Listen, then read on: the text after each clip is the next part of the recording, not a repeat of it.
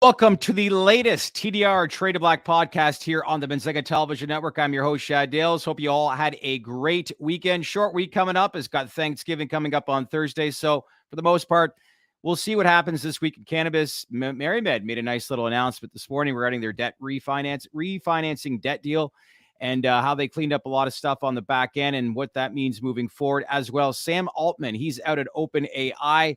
And AI stocks are ripping right now. So why should you watch this podcast? We're going to break down what stocks are maybe close to achieving all-time highs. Who are they?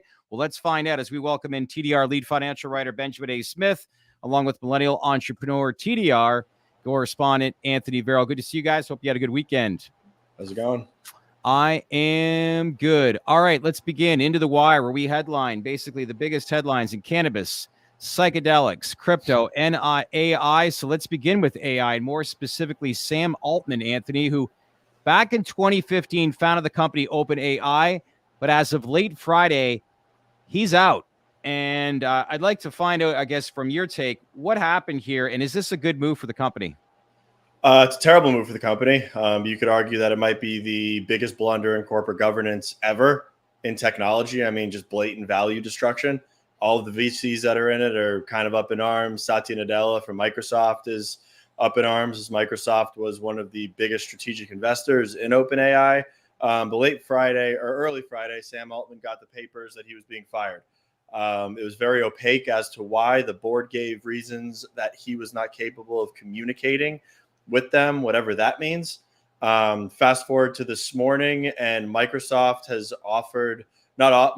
extended offers to Mr. Brockman and Mr. Altman to come into Microsoft and head their internal AI team. Wow. As to compound that, over 700 employees from OpenAI have penned a letter saying if the board is not if the board does not resign and if Sam Altman is not reinstated, they're going to leave OpenAI.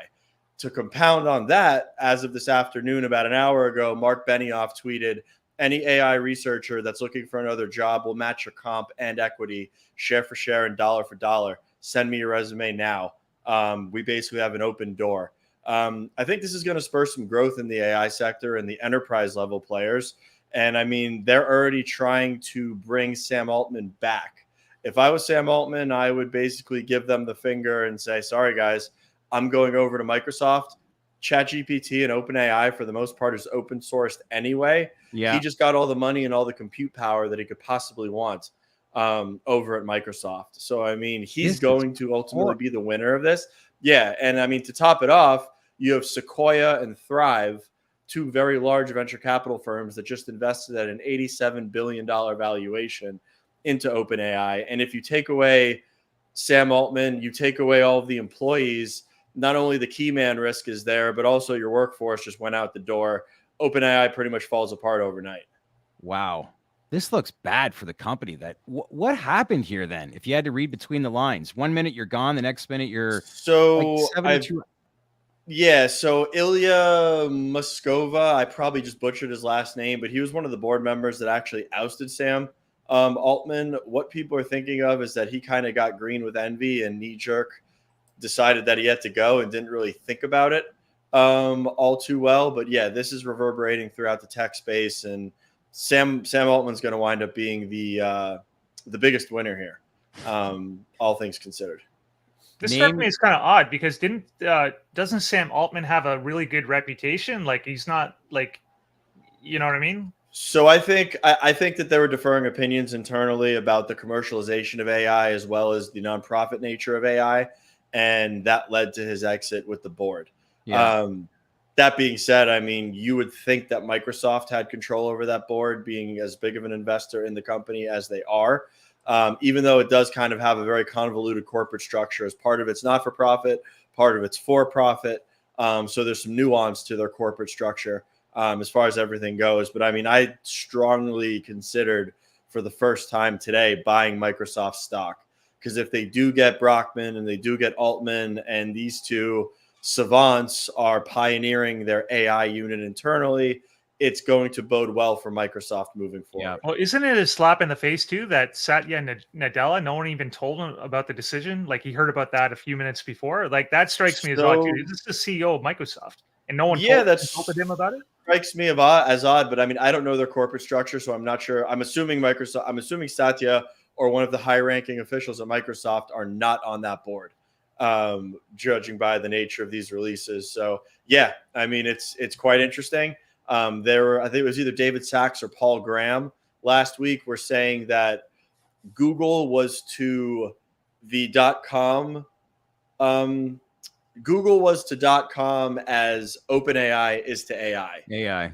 I mean, that's a very strong statement in terms that's a strong statement in the space. But yeah, I mean, it doesn't surprise me that Satya basically said, "Come on over here, guys. We've got all the resources you could possibly want," and then bring it under the Microsoft banner. But Microsoft is going to be in the direct business of commercializing this technology, not doing it for the benefit of mankind or nonprofit.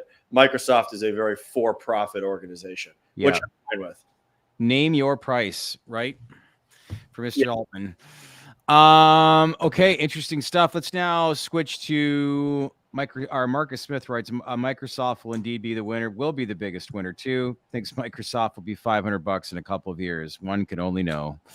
Yeah, might even be next week, the way the market's ripping right now. Yeah, it's insane what AI stocks are doing right now. We'll get to that in just a moment. Let's switch now to, of course, cannabis. Move to California, and cannabis brand Dosist, who's been acquired by longtime LA partner Final Bell International. Again, Anthony, sorry, Final Bell International is not their longtime partner. 14th Round, which was purchased by Final Bell International, is their longtime partner. So explain to our audience then the importance of this acquisition and what it presents.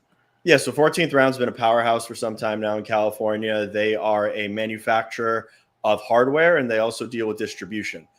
They've worked with Dosist for a very long time. This is a story coming full circle. So 14th Round, I think in January of this year, was acquired by Final Bell Holdings.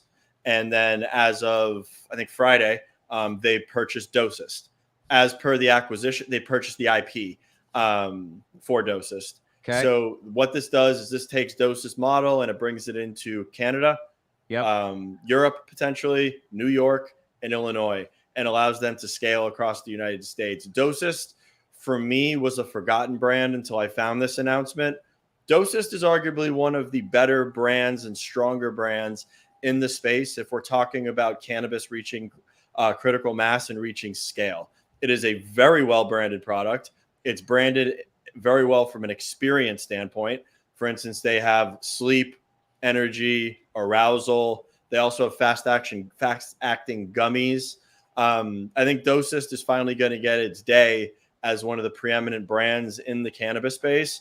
And this is going to put the industry on notice that Dosist is going to be in a lot of markets very quickly. So you think they will scale quite efficiently in places like New York, Florida, Canada, overseas, as you mentioned? Very much so. From what I hear, 14th Round and Final Bell have deep roots in the New York market. They have deep roots in the Canadian market, and they have deep roots in several other powerhouse markets in the States. So if you're in those markets, I would expect to see Dosist here shortly, and it's going to be probably a blitz of those products coming to market. So again, without repeating, as somebody who's unfamiliar with the brand itself, what would you best explain to somebody on what they represent?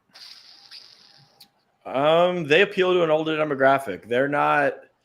It's not a rec focused product. It's more so a medical focused product. It's a product that appeals to an older demographic. It's a product that I'd be willing to bet that somebody like my mom or dad are willing to go in a dispensary if they see a Dosist product, if they see how the rhyme and the reason behind the product and the form factor of the product, they'd probably be willing to buy it. It's a very, very well branded vape product. And doing very well within the California market. Yeah. All right. Interesting information. Let's now switch to New York. This is an interesting one where Governor Kathy Hochul signed a cannabis relief measure into law that will help New York City businesses to certain tax reductions under federal law. This is a big announcement. I don't know if you got a chance to see this, Ben, but if you did, what was your thoughts on it? Yeah, I mean, it's similar to other measures that states have undertaken to alleviate the 280E federal IRS requirement, so to give tax relief to some of the operators in the state. So hopefully this comes into play. It is a good release, and hopefully more states sort of follow on board with that, along with the lawfare and the federal lawsuits sort of combined to get the federal government out of the way. Yeah, With some of the Anthony, taxation issues. Anthony, how does does this address the previous tax challenge faced by cannabis operators within the city?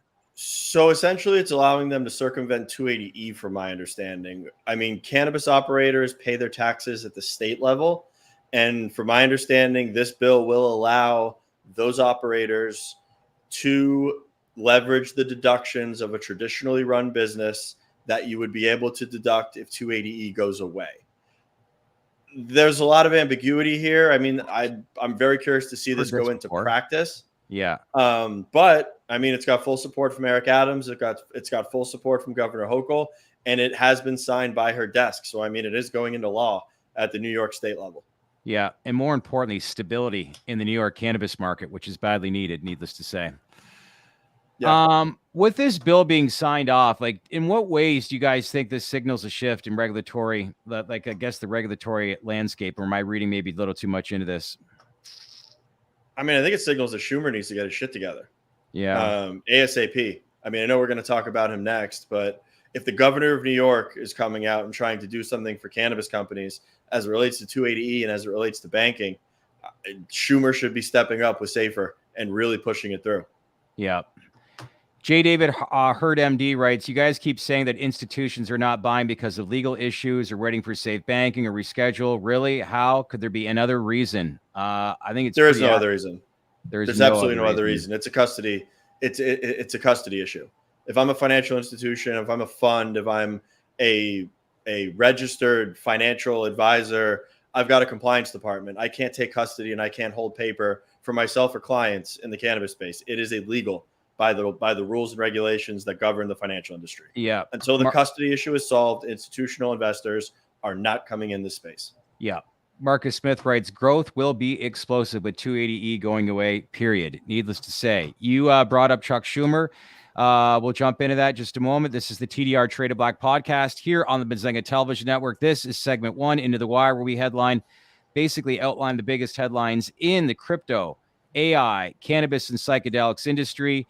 And we shift now to Washington, where Chuck Schumer recently said that the marijuana bill needs more GOP support, but the Senate is getting closer to a floor vote. So, Ben, what's the latest here in the ever unpredictable Washington landscape? Yeah, it's just what you mentioned, that he's trying to secure more GOP votes and to make for this bipartisan bill to secure a floor vote. So what he's saying is that he doesn't think he has enough votes or support right now from a bipartisan nature to bring this to a floor vote at this moment. So really, this kind of signals two things, right? It signals that at least it's still on the radar with Chuck Schumer. If he wasn't talking about it at all, and as the weeks passed, that would be a bad sign. So at least that he's talking about it, which means that it's on his agenda, which is a good thing. And B, of course, it needs more more GOP support to get that floor vote. And when that time comes, then it should pass in the Senate and then be, kicked off to the House, where they will do their thing over there. So, Chuck's saying all the right things. He's saying that, marijuana bill is time it's come. He's saying that this is the will of the people. That's what they want. So the only caveat here being, of course, that he's said this before. He's talked about legalizing cannabis for 5 years, and we haven't really had any concrete action. But sort of in line with what we're hearing, what you just heard in New York, and sources that are telling me personally, I think SAFER is on the path for approval sometime in Q1 or Q2 of next year. Hopefully that's going to be packaged or not too far away with HHS rescheduling, and we'll get that sort of dual punch that could help kick off the broad markets. Anthony, is this just another chapter in a book called Dragging Your Feet, written by Chuck Schumer? I don't want to go on a rant here, because what Ben just said was eloquent to the point, and I mean, made a lot of sense. I'm sick of hearing shit from Chuck. I'm sick of hearing him talk. Yeah. Don't talk, do it. You need GOP support? Go get the GOP support. I'm sure there's GOP senators and GOP politicians that are looking to get on board. Go talk to David Joyce. Go get it done. I mean, we've heard Chuck talk for 5 years. Yeah. I do firmly believe this time it's different, but I cannot hear Chuck Schumer talk any longer. Like, it's just blowing smoke at this point. I love when Mike Tyson said, everybody's got a plan until they get punched in the face. Yeah. And like this man, I don't want to create violence, but Chuck is in the position, though. Chuck is in the position to do the punching. Chuck is literally in the position to do the punching. He's not the one that's going to get punched. He's got a plan outside of cannabis, it appears, of shuffling his feet, but he needs to have some common sense. Just get this done. Because like you said, the man's got power. Chuck's got power. He's got influence. It's time to stop talking and go get this done. Yeah. The majority speaker can do a lot too. I mean, they can under the hood, they can say, look, guys, let's get this done. And then, I'll move this bill over here for you or do this for you. So Chuck Schumer, you're absolutely right. He's got all the power to sway those votes. And it's probably pretty close from what we're hearing, from what I'm seeing here. We're talking like he needs maybe 3 or 4 votes. Like, it's not that much. He doesn't have to. We're not talking about some schmuck. Chuck has power in Washington. Lucifer writes, how does he have all the power? He's a majority. He's a Senate majority leader. He brings things to the floor. He controls the agenda. He's got all the power in the House. Oh, sorry, in the Senate. Like Lucifer, he can. Yeah, finish your thought. Sorry, Ben. I would say he can literally, like I said, he can sway people through the power of persuasion. Say, if you vote for this, maybe we can bring this, advance this thing that you want forward, and things like that. They use persuasion. That's how politicians work, and he has that power to do that because he could bring the agenda to the floor. He can call the floor vote when it comes. Like he literally controls the agenda in the Senate. KJ Gear, good to see you. I don't know if you've been on before, but if you have, good to see you. And writes, more action. Lucifer, good to see you back. I think you were away last week, but he writes, meanwhile, or he or she writes, meanwhile, Don Murphy is literally calling him out. If Don is calling him out, then Chuck is either lying or completely disconnected. I did not see any of Don Murphy's tweets, but if that's the case, it'd be interesting to see what he's been writing. Oh, there's another headline today that I know we don't have on there, but I want to call it out real quick. Snoop Dogg is not quitting smoking cannabis. What's he quitting? Snoop Dogg, he's not quitting anything. The whole thing was to promote a fire pit or some sort of oven that you put on your back deck that is smokeless. It was a product placement marketing campaign. Snoop is not quitting cannabis. Well, it worked. It worked well. Nice one, Midge. It worked. I can't believe something like this is in the news. Like, who cares if Snoop Dogg stops smoking? It was genius. Either way, I know he's a celebrity, but I don't give a rat's ass whether he smokes or does edibles or. Yeah, correct. But you know who tweeted about the oven today? I did. You know who tweeted about the oven today? A lot of people that are on cannabis Twitter. Yeah. So it was great marketing. Yeah. Nice little announcement this morning from was it MariMed that it was MariMed. They closed the finance restructuring a debt financing of $58.7 million. They didn't really outline what the rate was, but we actually had a great podcast with John Levine, CEO, earlier this morning. We're actually going to post that tomorrow, but he seems pretty stoked about this announcement. Nice, aggressive rates, and I think really the big takeaway is a sign of things to come, because I think once this announcement is be made official and we find out who it is and what rates, I think it's going to open up a lot of eyes for a lot of other companies to start exploring more within this space, is what I kind of gathered from that conversation with them. Yeah, and I had a lot of questions today on Twitter about the rates. People were inquiring if we knew the rates. MariMed's filing an 8K tonight, and the rate will be disclosed in that 8K. So if you want to go do your diligence, go find the filing. It's all in there. Yeah. So by the time that interview was actually recorded, you'll probably have all that information. We post that by tomorrow morning. So a lot of the answers or questions that you have today will be answered by tomorrow. Okay, that wraps up the first segment, which is Into the Wire, where we basically outline the biggest headlines in cannabis, psychedelics, crypto, and AI. This is the TDR Traded Black podcast here on the Benzinga Television Network. I'm your host, Shad Dales, with TDR lead financial writer Benjamin A. Smith and TDR millennial entrepreneur Anthony Varrell. Good to see you guys. Let's now jump into segment number 2, Daily Movers. Let's begin with AI, Ben. Or actually, we're going to start with Forefront Ventures. My apologies, Mitch. You're watching this stock right now. Explain to us why. Yeah, it's a tier 3 cannabis stock. So consensus estimates aren't available. They do have earnings after the bell tonight. In fact, it's coming up in about 30 minutes, 45 minutes after this podcast.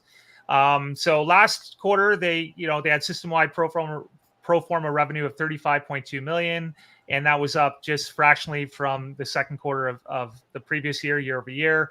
GAAP revenue increased 8% year over year as well. So in line with what I've been saying during this cannabis earnings season, it's not necessarily a buy here. It's not necessarily something I'm going to act on if the earnings are good, but I just want to see no outlier surprises. I'm here to see whether revenue was sequentially up quarter over quarter. I'm here to see whether their GAAP profitability, their EBITDA margin improved, things like that. Because a lot of the times, in my experience, these smaller companies, tier 2, tier 3s, are sort of carrying the coal mine for what to expect in the broader sector.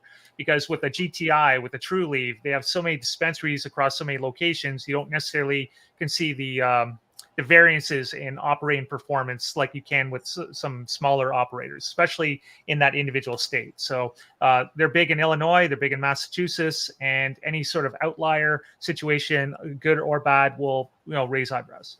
When's the date of their earnings again? Sorry. It's tonight. It's tonight. Tonight. Yeah, tonight after the 5 o'clock conference call at 5 o'clock, I believe. Who are some notable names that still have to release? I know we got Consortium next week, if I'm correct. 29th. 29th. Any other notable names, or I think that's pretty much, we got the bulk of the bulk done? No, that's pretty much it. Consortium, and then you have like the tier 4s, like Indiva, a Canadian company, mainly Entourage Health. So this is really the end of cannabis earnings season after this week. Yeah. Lucifer, appreciate the feedback. Don Murphy quotes, just vote the damn bill already. We have the votes. More Murphy. Well, it's a combination of things. For starters, sorry, I'm getting tired of these moving goalposts. We needed one more GOP to avoid a fully buster. Now we need 3 to 4 more votes. And I won't say anything more, but yeah, sounds like he's pretty frustrated. Well, the 3 to 4 was just my estimate. It really could only be 1 or 2. I don't know. It's a very small amount. If you read, what the Marijuana Moment article, it's inferred to be a very small amount. So I think Chuck's just waiting for that moment where he knows for sure that's going to go through. Mo Gabriel writes, why was sales growth at MSOs so high in the past and now stagnating? Was it organic growth? What are your opinions? So there's a very simple reason to that. I mean, 1 year ago, 2 years ago, we had adult use markets coming online. 3 years ago, we had adult use markets coming online. Those markets are limited license markets. They're capped and they're starting to normalize. Businesses obviously had explosive growth when they entered nascent markets, and they're starting to tap out in terms of growth. I mean, you can only get so much saturation into a market. That being said, companies that are going in, and this is what you want to be looking for, companies that are in Ohio that when their earnings report right now currently have 2 dispensaries, they're going up to 5 and they'll probably go up to 8 when the cap raises. Right. Ascend Wellness is a good candidate there. Yeah. You want to look at Pennsylvania.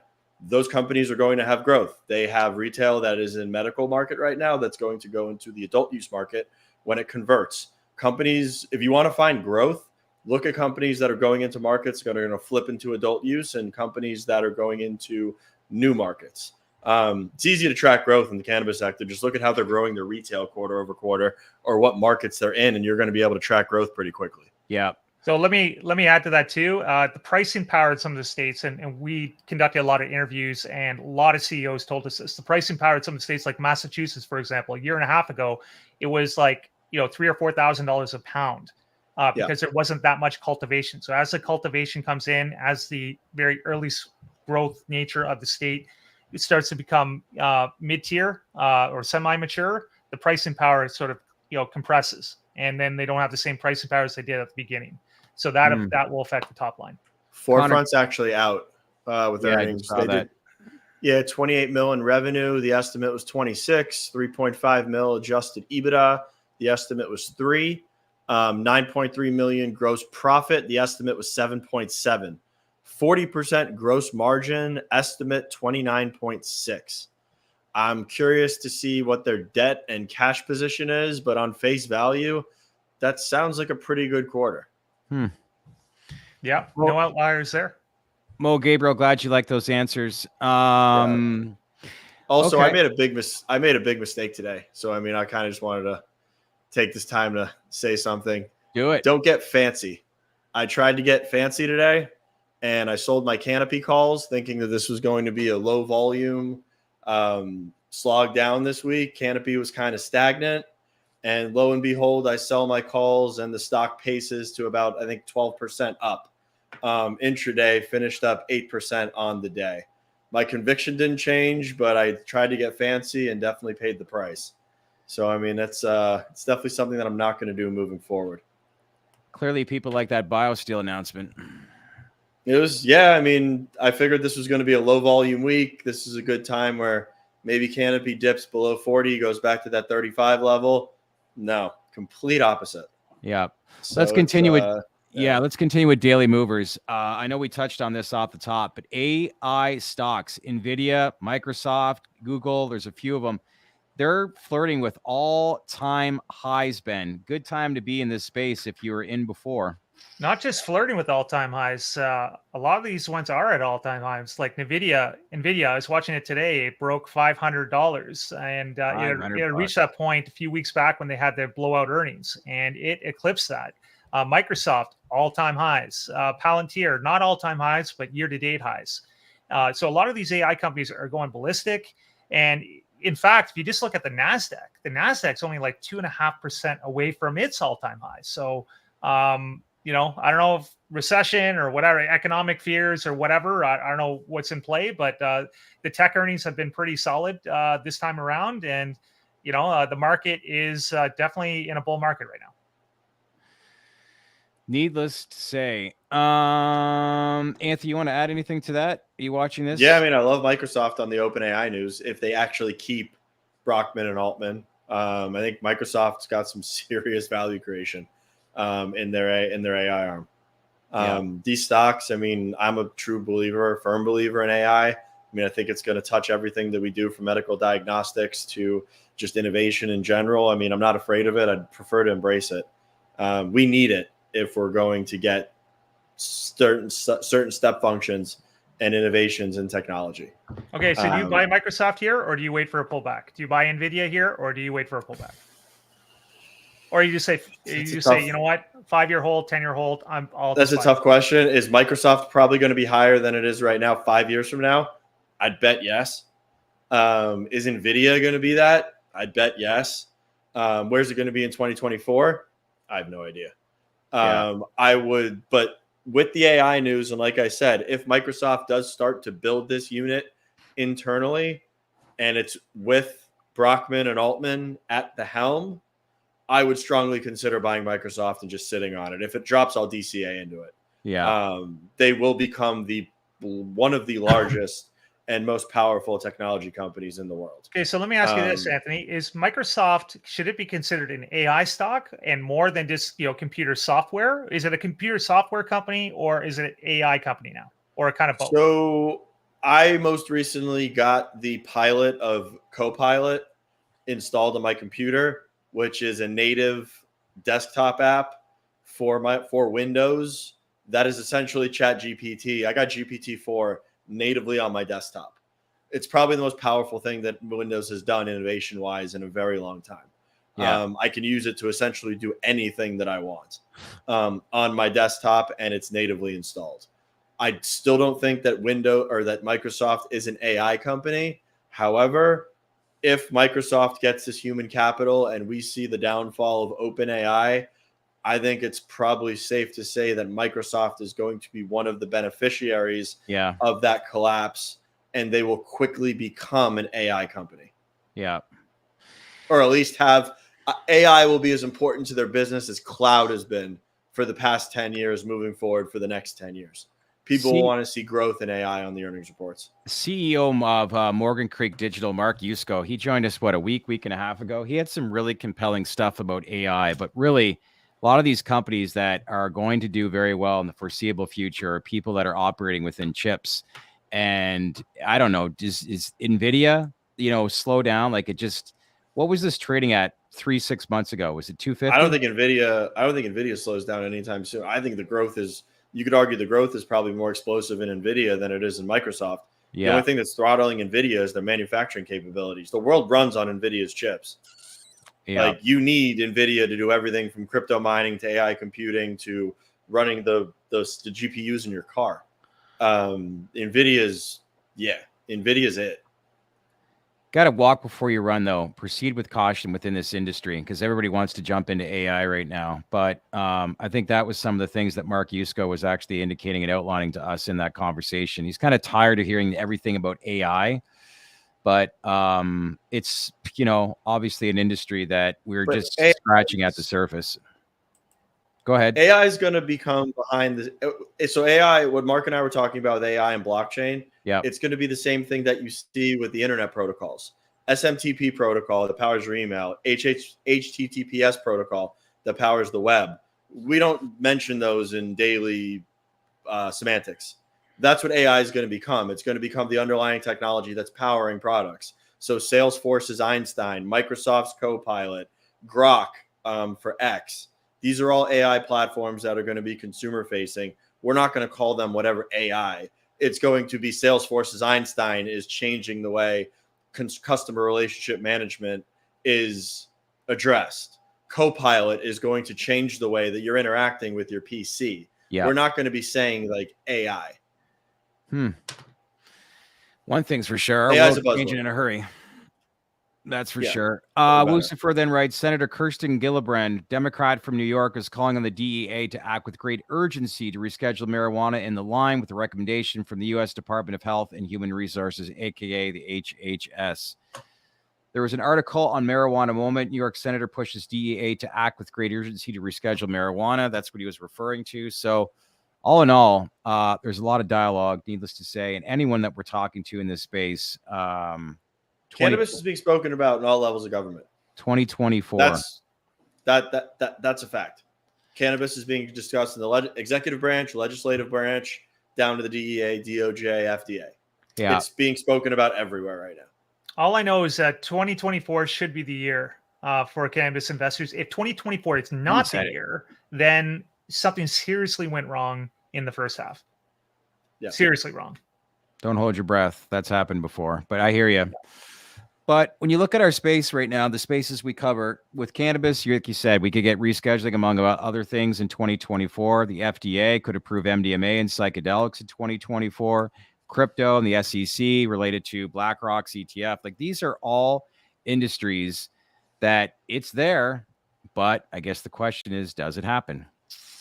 The new guard with some of these industries, right? Kind of pushing through, having issues getting through, and regulation on the crypto front, cannabis. Hopefully, we see like new industries sort of unfold. Hopefully 2024 is the year. Yeah. Got to be the year. It was funny today, by the way, the U.S. government decided to try and shake down CZ from Binance. They essentially said, just give us $4 billion and all the criminal charges go away. $4 billion? $4 billion. Does he, how much is his net worth? He's got way more than that. Oh, he's a billionaire, like a multi-billionaire. Yeah, he's probably got $20-30 billion. Jeepers. Wow. The government literally just said, $4 billion, you're good. Yeah. All the criminal charges go away. Quick heads up to our audience for scheduling this week. We're going to actually take Friday off, knowing it's a big holiday, but we will have a live stream at 4:10 on Wednesday before the drinks and smoke basically ensue. But Anthony, you're going to be traveling, I think, on Wednesday. So we're going to try and nail down Doug Drysdale, where Ben, you and I, and Doug, and maybe leave a comment below. Let us know if there's any other guest. Don't get crazy with the guest's name, but if there's anybody else that you want us to interview, besides Sam Bankman-Fried, Chuck Schumer, we'll work on that. No promises. What about Sam Altman? He's obtainable, right? No, he's He doesn't want to come on the podcast. You tell me he doesn't want to come on this podcast. Sam Altman would be great. Let's ask that question again in 3 years. That's the goal. But yeah, that's our schedule for this week as well. We had a great interview with John Levine that's going out tomorrow morning on a YouTube channel. He talks about the latest earnings, among other things. MariMed, great update that he provided as well. John Hartman, spoke to him earlier this afternoon from Ascend Wellness, Probably going to push that out on Wednesday or Thursday. So again, the live stream at 4:10, and just put it in your calendars that on Friday we're taking a hiatus. It is full on family time for Thanksgiving, but we'll be back next week on the Monday. And then you and I are flying out to Vegas a week from tomorrow. And we're going to look to do a live stream on the Wednesday in Vegas, and probably again on Thursday, because we will be traveling back home on the Friday. So mark that in your calendar. This week, Monday, Wednesday. Next week, Monday, Wednesday, and Thursday. That wraps up our daily movers. Quick recap. Again, Sam Altman out as CEO of OpenAI. Cannabis brand Dosist is acquired by Dosist, acquired by, the name of the company again is 14th Round, which was acquired by Final Bell Holdings. Right. New York Governor Kathy Hochul signs off on tax relief measure under federal law, creating tax incentives for New York City cannabis businesses. And finally, Chuck Schumer appears to be shuffling his feet, but did say the marijuana banking bill is close to getting a floor vote. So one can only hope. Anthony, safe travels to Colorado, and we'll check back in with you next week. Ben, happy rest of the day. We got a great Monday Night Football tonight. Best two teams in football. Should be fun. In the meantime, enjoy the rest of your evening. This is the TDR Traded Black podcast on the Benzinga Television Network. Thanks, everyone. Hey everyone, thanks for watching. And if you want to learn more about the emerging industries that we cover, then leave a comment below and let us know who you want us to interview, the questions you want asked, and the information that you want to learn. We want to hear from you. As usual, click on that bell for all notifications to get the latest information.